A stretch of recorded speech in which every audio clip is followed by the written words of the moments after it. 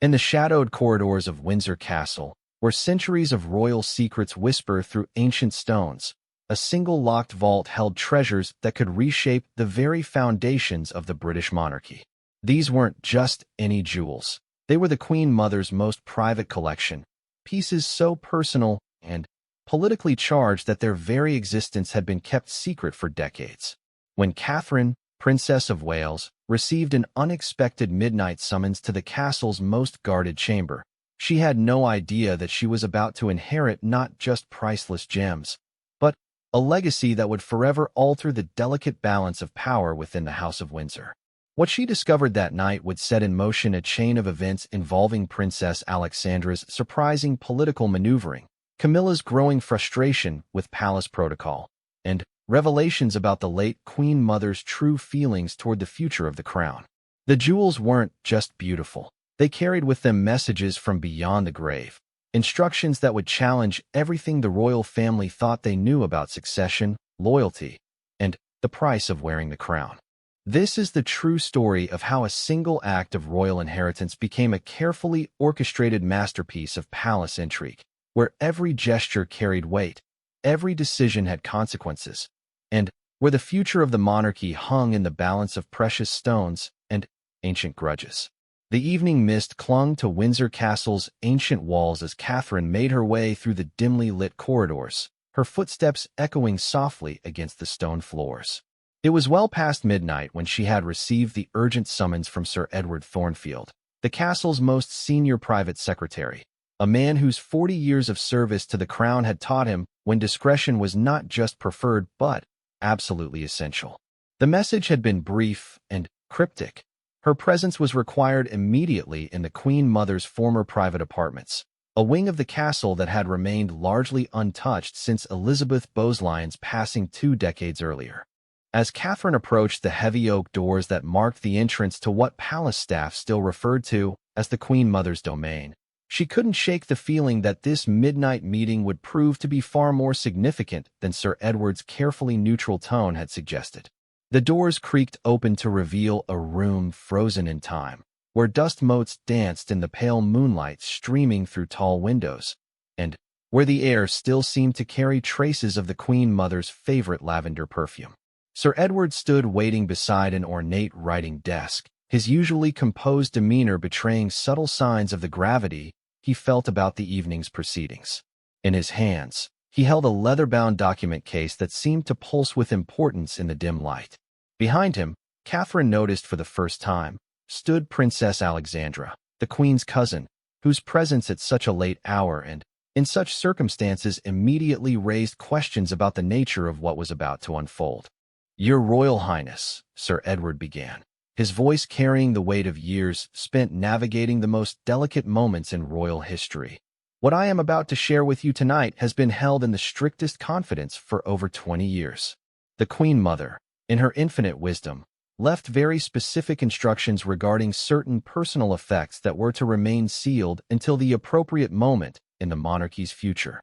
Catherine felt her heart quicken as she realized that this moment, whatever it entailed, had been orchestrated by the Queen Mother herself from beyond the grave.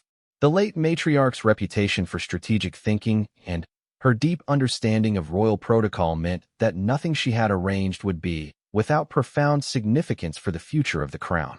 Princess Alexandra stepped forward, her expression grave but determined. "Catherine, what you're about to learn tonight will require not just your discretion, but your wisdom in handling matters that could affect the very structure of how our family operates within the monarchy." Her words carried an undertone that suggested this wasn't merely about inheritance or sentiment, but about power, position, and the careful balance that kept the royal family functioning as both a personal entity and a constitutional institution. Sir Edward opened the document case with ceremonial care, revealing papers that bore the Queen Mother's personal seal alongside several smaller items wrapped in protective cloth. "Her late Majesty was very clear in her instructions," he continued. "These items were to be presented to the Princess of Wales, but only when certain conditions within the family structure had been met, and only in the presence of Princess Alexandra, who was designated as the official witness to this transfer." The significance of Princess Alexandra's role began to crystallize for Catherine. This wasn't random selection. The Queen Mother had specifically chosen Alexandra to oversee this moment, which suggested that whatever was about to be revealed carried implications that extended beyond simple family sentiment into the realm of royal strategy and succession planning. As Sir Edward carefully unwrapped the first item, Catherine gasped audibly. Nestled within layers of silk was a tiara she had never seen before, its design both elegant and understated yet unmistakably regal. The piece featured a stunning central sapphire surrounded by diamonds arranged in a pattern that seemed to capture and reflect light in ways that made the gems appear almost alive in the dim room. This, Sir Edward explained, is the Stratford Sapphire Tiara, commissioned privately by the Queen Mother in 1953 and never worn publicly. She had it created specifically for the future Princess of Wales, with instructions that it be presented only to the woman who would one day be queen consort alongside a king who truly understood both duty and modernization. Catherine reached out tentatively to touch the tiara, feeling the cool metal and smooth stones beneath her fingertips. The craftsmanship was extraordinary, but, more importantly, she could sense the intention behind its creation. This wasn't just jewelry, but a statement of confidence in the future, a bridge between tradition and evolution. Princess Alexandra moved closer, her voice taking on a more personal tone. Elizabeth, the Queen Mother, spoke to me often about her concerns for the future of the monarchy. She worried about the balance between maintaining tradition and embracing necessary change. When she commissioned this tiara, she told me it was for the Princess of Wales who would help guide that transformation. The implications of Alexandra's words weren't lost on Catherine.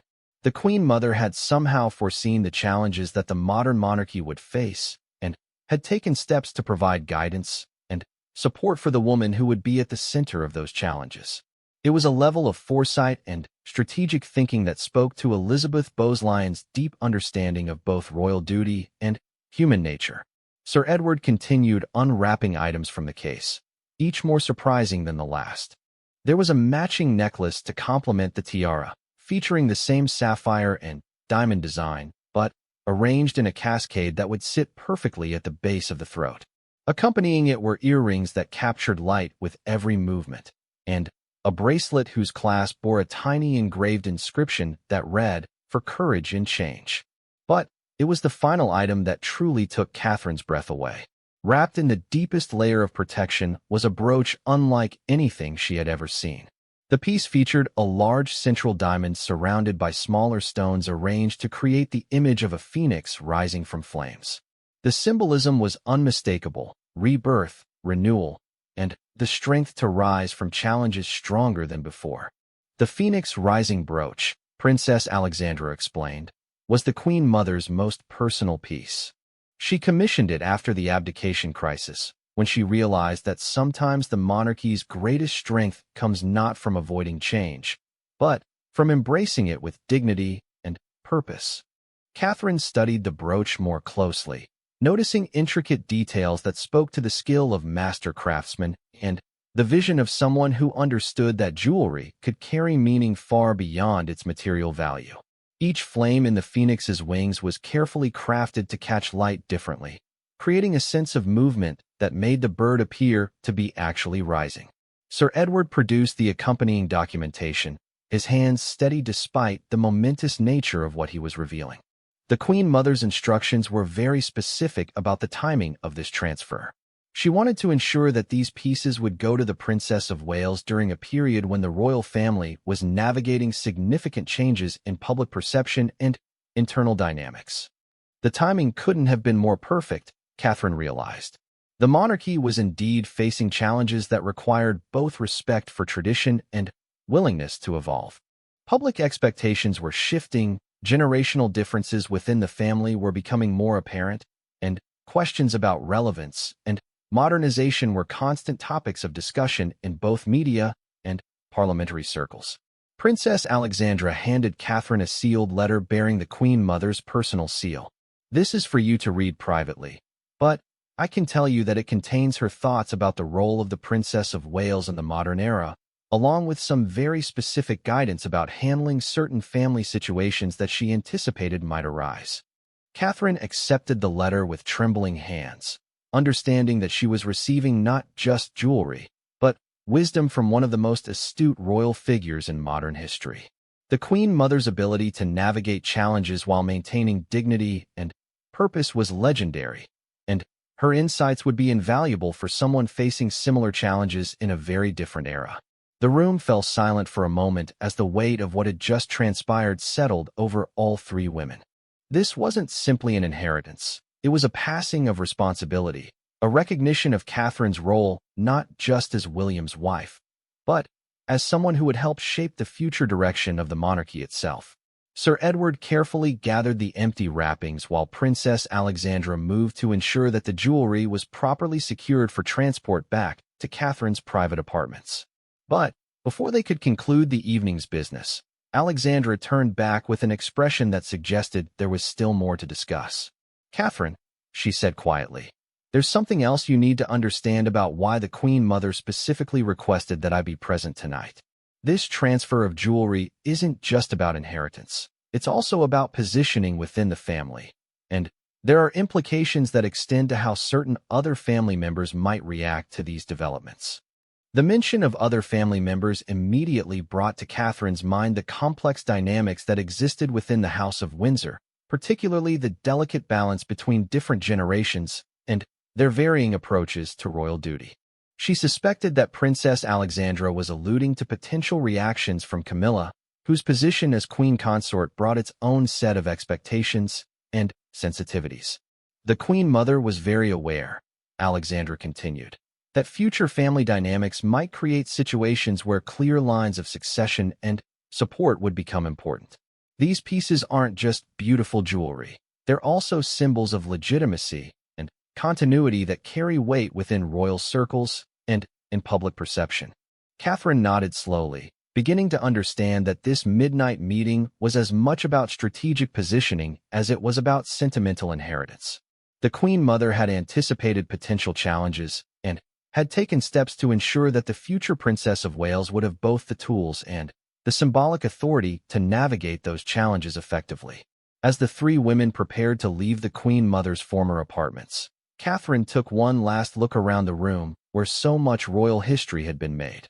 She could almost feel the presence of the remarkable woman who had chosen this moment, these circumstances, and these specific people to carry forward her vision for the monarchy's future. The weight of the jewelry case in her hands seemed to pulse with the responsibility she had just accepted, and Catherine knew that this night would mark a turning point not just in her own role within the royal family, but in how she understood her duty to both tradition and progress in the years to come. The morning after Catherine's midnight encounter in the Queen Mother's apartments brought with it a mixture of anticipation and apprehension that she struggled to contain as she made her way through her daily routine. The jewelry case sat securely locked in her private safe, but the weight of its contents seemed to follow her through every interaction, every conversation, and every moment of what should have been an ordinary day at Kensington Palace. Catherine had spent the early hours before dawn reading and rereading the Queen Mother's letter, absorbing every carefully chosen word, and trying to fully comprehend the depth of strategic thinking that had gone into not just the jewelry selection, but the timing and circumstances of its transfer. The letter had been remarkably prescient, touching on challenges and opportunities that seemed to directly address situations the royal family was facing in the present moment. In the letter, the Queen Mother had written extensively about the unique position of the Princess of Wales as both a member of the royal family and a bridge between the monarchy and the modern public.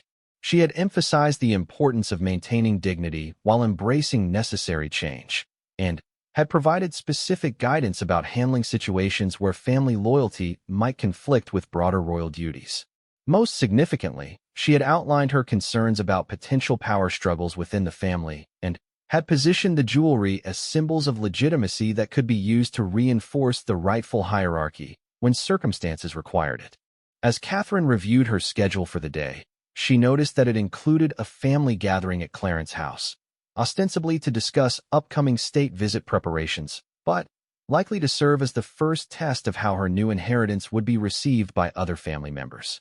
Princess Alexandra had mentioned the night before that word of the jewelry transfer would need to be shared with the immediate family, but that the timing and manner of that sharing would be crucial to maintaining harmony.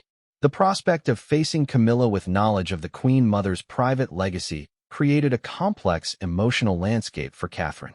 She had always maintained cordial relations with her stepmother-in-law, but she was also aware that Camilla's position as queen consort came with its own set of expectations and sensitivities regarding family hierarchy and symbolic authority. The Queen Mother's decision to bypass the current queen consort in favor of the future queen consort could be interpreted as a statement about the monarchy's long-term direction. Catherine's morning briefing with her private secretary, James Morrison, provided an opportunity to discuss the strategic implications of the previous night's events without revealing specific details about the jewelry itself.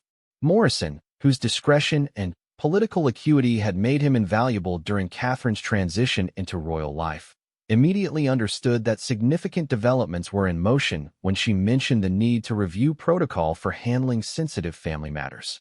"Ma'am," Morrison said carefully, "if I may suggest, situations involving family legacy and inheritance often benefit from a measured approach that allows all parties to understand the historical context before reacting to immediate circumstances. The royal family's strength has always come from its ability to present unity, even when internal dynamics are complex." His words reminded Catherine that she wasn't navigating this situation alone, and that the institutional knowledge and experience available to her through the palace staff could help ensure that the Queen Mother's intentions were honored while maintaining family harmony. The delicate balance required would test every diplomatic skill she had developed during her years as a working royal.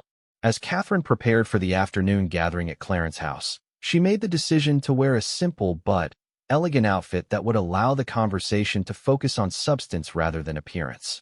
However, she did choose to wear one subtle piece from her regular jewelry collection, a brooch that had belonged to Princess Diana, as a quiet reminder of the continuity that connected past, present, and future within the royal family. The gathering at Clarence House proceeded initially as expected, with discussion of logistical details for the upcoming state visit and coordination of various family members' roles in the associated events. Catherine found herself observing the dynamics around the table with new awareness, noticing the subtle ways that hierarchy and influence played out in even the most routine family business discussions. It was Princess Alexandra who eventually introduced the topic that everyone in the room seemed to sense was lurking beneath the surface of their official business.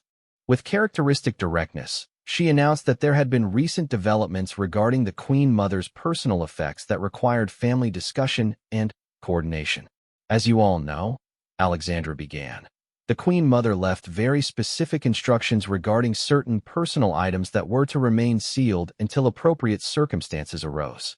Last evening, those circumstances were deemed to have been met, and certain items were transferred according to her wishes."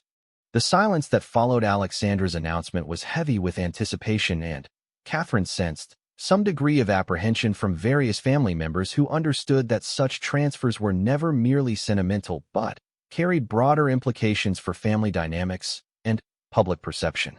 Camilla was the first to speak, her voice carefully controlled but tinged with curiosity that Catherine suspected masked deeper concerns. "I see. And might I ask what specific circumstances were deemed to have been met, and what the nature of these transfers might have been?" Catherine felt the weight of multiple gazes settling on her as Princess Alexandra gestured in her direction. This was the moment when the careful diplomatic language would give way to direct discussion of the jewelry and its implications, and Catherine knew that how she handled this revelation would set the tone for all future family interactions regarding the Queen Mother's legacy. The Queen Mother commissioned certain pieces of jewelry specifically for the future Princess of Wales, Catherine explained, choosing her words with extreme care. These pieces were created with the understanding that they would be transferred at a time when the monarchy was facing the challenge of balancing tradition with necessary modernization. The room remained silent as family members absorbed the implications of Catherine's words. The phrase future Princess of Wales carried particular weight because it implied that the Queen Mother had been thinking beyond the present generation to the long-term future of the monarchy, and that her confidence in that future had been embodied in expensive and symbolically significant jewelry. Prince Charles, who had remained quiet during the initial exchange, leaned forward with interest. "Mother was always thinking several moves ahead," he said thoughtfully. "If she commissioned pieces specifically for Catherine, then she clearly had strong feelings about the direction she wanted the monarchy to take in future generations." His words carried an undertone of approval that Catherine found reassuring, but she could also sense that not everyone around the table shared his immediate acceptance of the Queen Mother's decision. The complex family dynamics that had always existed between different generations and different approaches to royal duty were suddenly crystallizing around the symbolic significance of jewelry that represented the Queen Mother's vision for the monarchy's future. Princess Alexandra took advantage of the moment to provide additional context that Catherine hoped would help frame the discussion in constructive terms. Elizabeth was very clear in her instructions that these pieces were not intended to create division within the family, but rather to provide symbolic support for the person who would eventually bear the responsibility of modernizing the monarchy while maintaining its essential character. The diplomatic phrasing was intended to acknowledge Camilla's current position while emphasizing that the Queen Mother's decision reflected long-term strategic thinking rather than any judgment about present circumstances. However, Catherine could see that the underlying tension remained, and she realized that managing this situation would require ongoing careful navigation rather than a single conversation. Camilla's response, when it came, was measured but revealed the complexity of emotions she was processing. "I appreciate that Mother had strong feelings about the monarchy's future, and I certainly support Catherine in whatever role she will eventually play. However, I hope we can all agree that these kinds of transfers should be handled in ways that reinforce family unity rather than creating questions about current arrangements." The subtext of Camilla's words was clear. She was concerned that the Queen Mother's decision could be interpreted as a lack of confidence in the current Queen Consort or as an attempt to position Catherine as somehow superior within the family hierarchy. These concerns were understandable given the delicate balance that Camilla had worked to establish in her own role, but they also highlighted the potential for misunderstanding that the Queen Mother had apparently anticipated. Catherine recognized that this was a crucial moment for establishing how the jewelry inheritance would be understood and discussed within the family going forward. She needed to acknowledge Camilla's concerns while also honoring the Queen Mother's intentions and maintaining the symbolic authority that the pieces were meant to convey. "I absolutely agree that family unity must be our primary consideration," Catherine said carefully. The Queen Mother's letter emphasized that these pieces were intended to support the monarchy as an institution, not to create division between individuals. "I see them as a responsibility rather than a privilege, and I hope we can work together to ensure that they serve their intended purpose of strengthening the royal family's ability to serve the British people effectively." Her words seemed to ease some of the tension in the room, and Catherine noticed several family members nodding in approval. The key, she realized, was to frame the inheritance in terms of duty and service rather than personal advancement or recognition. Prince William, who had been quietly observing the family dynamics, chose this moment to add his perspective. "Catherine and I have always understood that our role is to prepare for future responsibilities while supporting the current generation in their duties.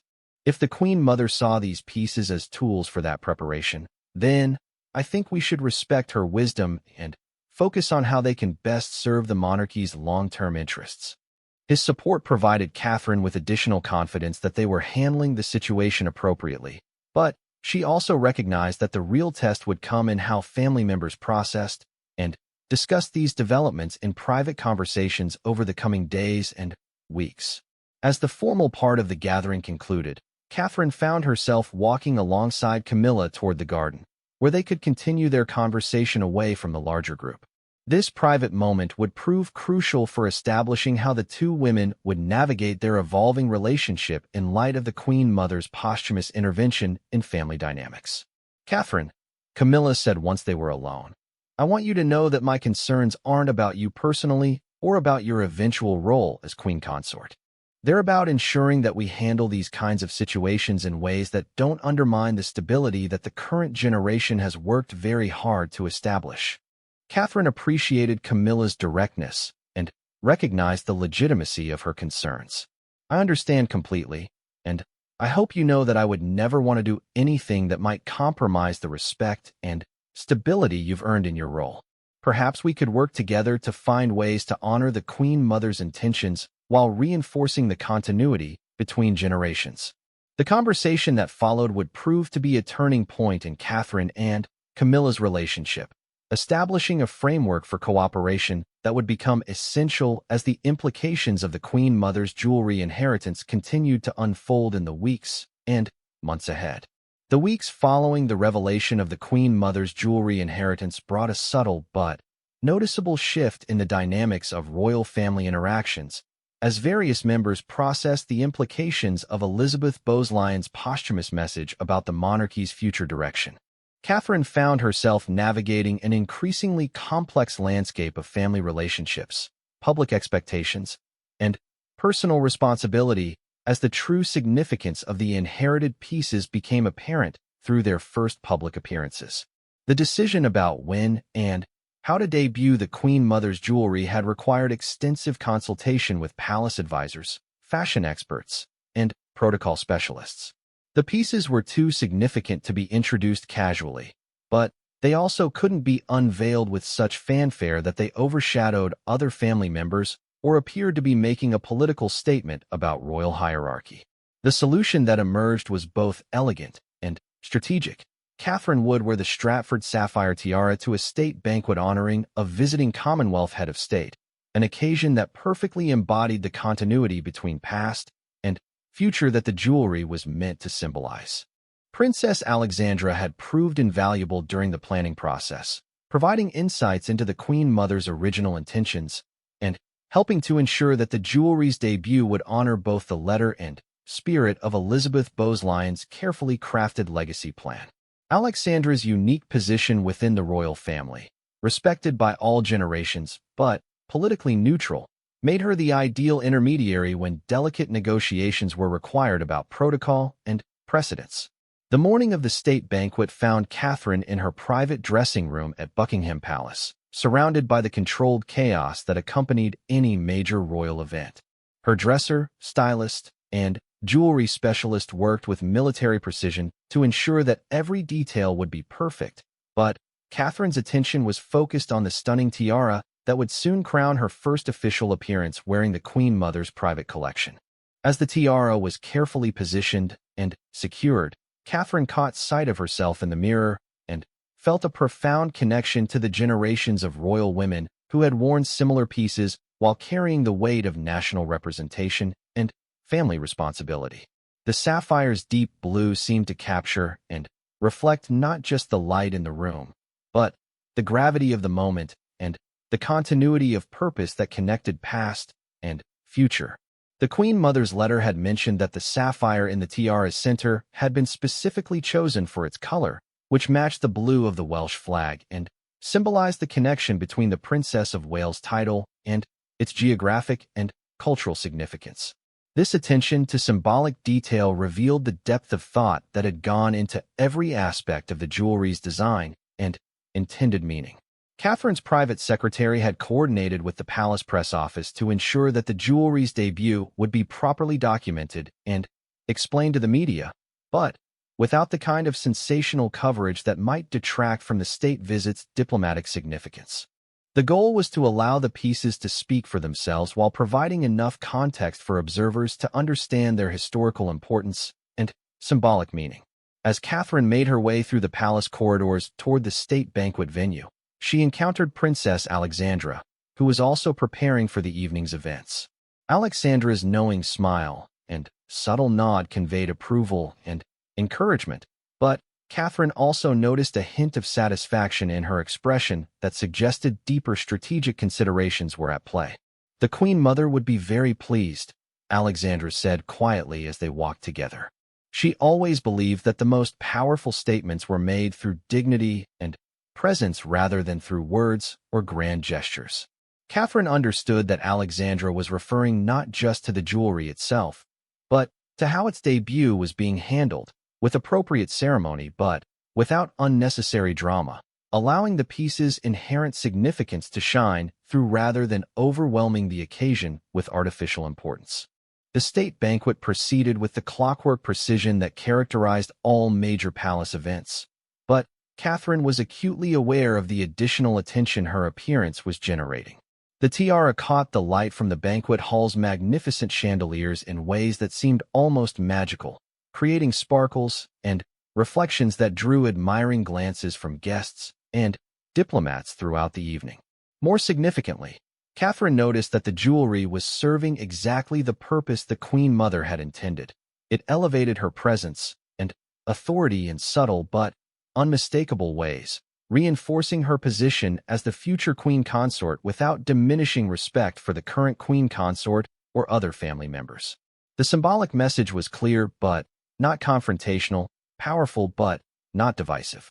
During the banquet's formal speeches, Catherine found herself reflecting on the Queen Mother's strategic brilliance in timing this inheritance to coincide with a period when the monarchy was actively working to strengthen Commonwealth relationships and demonstrate continued relevance in a changing world. The jewelry served as a bridge between the monarchy's glorious past and its evolving future, embodying both tradition and adaptation.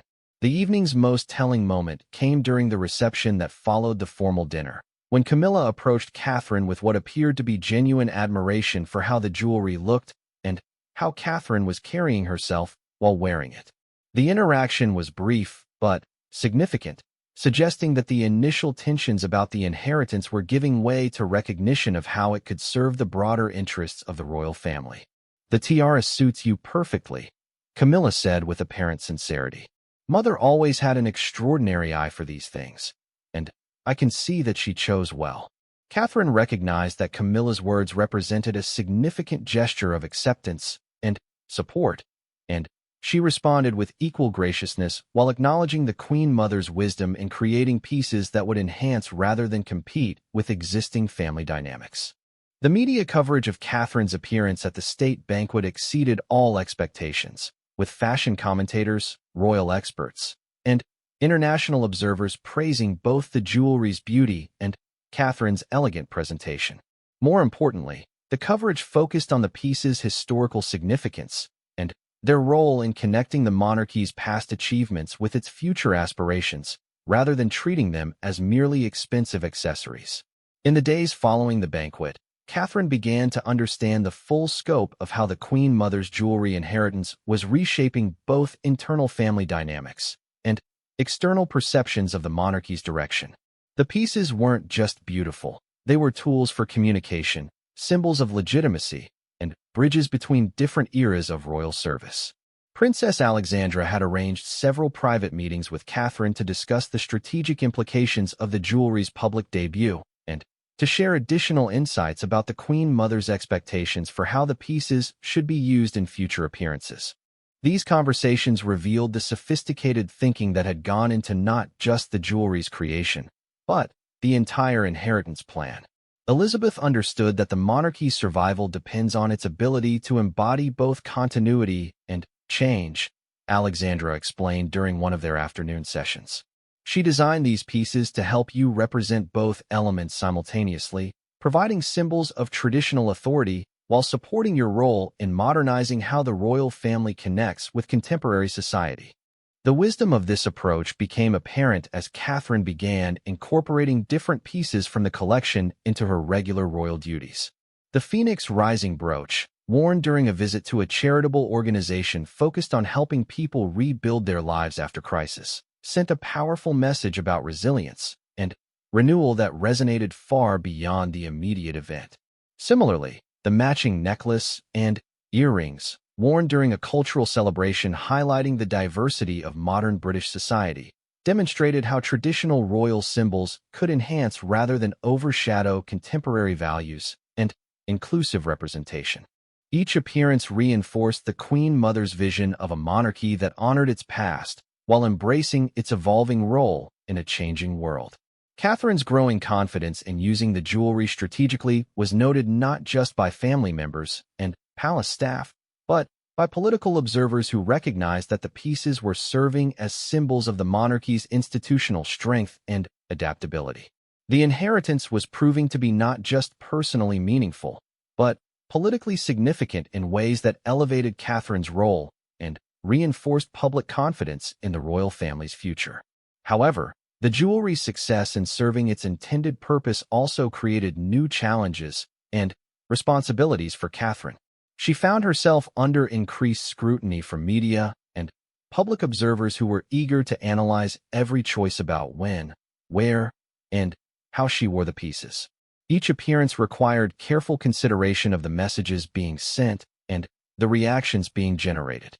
The pressure was intensified by growing recognition that the jewelry represented more than personal inheritance. It symbolized the Queen Mother's confidence in Catherine's ability to guide the monarchy through the challenges and opportunities of the 21st century. This level of trust and expectation carried with it enormous responsibility for living up to Elizabeth Bosley's vision and using the symbolic authority wisely. As Catherine prepared for her next major public appearance wearing pieces from the collection, she reflected on how much her understanding of royal duty had evolved since that midnight meeting in the Queen Mother's former apartments. The jewelry had become more than beautiful accessories. They were tools for service, symbols of responsibility, and bridges between the monarchy's glorious past and its promising future. The true test of the Queen Mother's strategic thinking would come in how Catherine and the royal family navigated the complex challenges ahead, using the symbolic authority of the inherited jewelry to strengthen both family unity and public confidence in the monarchy's continued relevance and service to the British people and Commonwealth nations. The autumn months brought with them a series of events that would test both Catherine's growing confidence in her role and the royal family's ability to present unity while managing the subtle but significant changes that the Queen Mother's jewelry inheritance had introduced to their internal dynamics. The pieces had become established elements of Catherine's public appearances, but their true impact was becoming apparent in the complex interplay of family relationships, public perception, and institutional evolution that defined modern royal life. Princess Alexandra had emerged as an increasingly important figure during this period, using her unique position within the family to facilitate conversations and decisions that might otherwise have become sources of tension or misunderstanding. Her role as the Queen Mother's designated witness to the jewelry transfer had evolved into something approaching that of an informal family mediator, helping to ensure that Elizabeth Bosley's strategic vision continued to serve the monarchy's best interests. The situation reached a particularly delicate juncture when plans began developing for the upcoming Christmas season royal events, which would include the traditional Christmas broadcast, various charity engagements, and the highly anticipated Christmas Day church service at Sandringham. These occasions would provide opportunities for Catherine to continue integrating the Queen Mother's jewelry into royal tradition while demonstrating the family unity that remained essential to public confidence in the monarchy. Catherine's private meeting with Princess Alexandra in early November revealed the depth of strategic thinking that was guiding decisions about how to handle the jewelry's ongoing role in family events. Alexandra had been in communication with various palace departments to ensure that Catherine's choices about when and how to wear the pieces would reinforce positive messaging about royal continuity and cooperation rather than creating unnecessary controversy or misinterpretation. The key, Alexandra explained during their discussion in the morning room at Kensington Palace, is to use the pieces in ways that honor their significance without making them the focus of attention. The Queen Mother always understood that the most effective royal symbols work subtly, enhancing the wearer's authority and presence without overshadowing the substantive purpose of any given event. This guidance proved particularly valuable as Catherine prepared for a series of high-profile, charitable engagements that would showcase different aspects of her evolving role as Princess of Wales. The Queen Mother's Phoenix Rising brooch had become Catherine's choice for events related to recovery and resilience, while the sapphire tiara was reserved for the most formal state occasions that required the full authority of her position. The strategic use of different pieces for different types of events was creating a subtle but powerful visual vocabulary that communicated messages about Catherine's approach to royal duty and her understanding of the various responsibilities that came with her title. Media observers and royal experts began noting the thoughtfulness behind her jewelry choices, recognizing that each appearance was carefully crafted to support both immediate objectives and longer-term positioning. Catherine's relationship with Camilla had continued to evolve positively during this period, helped by their shared commitment to ensuring that the Queen Mother's inheritance served the broader interests of the royal family rather than creating division or competition. The two women had established regular private conversations that allowed them to coordinate their approaches to family events and public appearances in ways that reinforced mutual respect and institutional stability. During one particularly significant conversation in late November, Camilla had expressed genuine appreciation for how Catherine was handling the responsibility of wearing the Queen Mother's jewelry, acknowledging that the pieces were serving their intended purpose of enhancing rather than undermining family harmony. This recognition represented a crucial step in ensuring that the inheritance would continue to be a source of strength rather than tension within the family. "I've come to understand," Camilla had said during their discussion, "that Mother's decision to create these pieces for you wasn't about the present generation, but about ensuring that future generations would have the tools they need to serve effectively. Your approach to wearing them demonstrates respect for both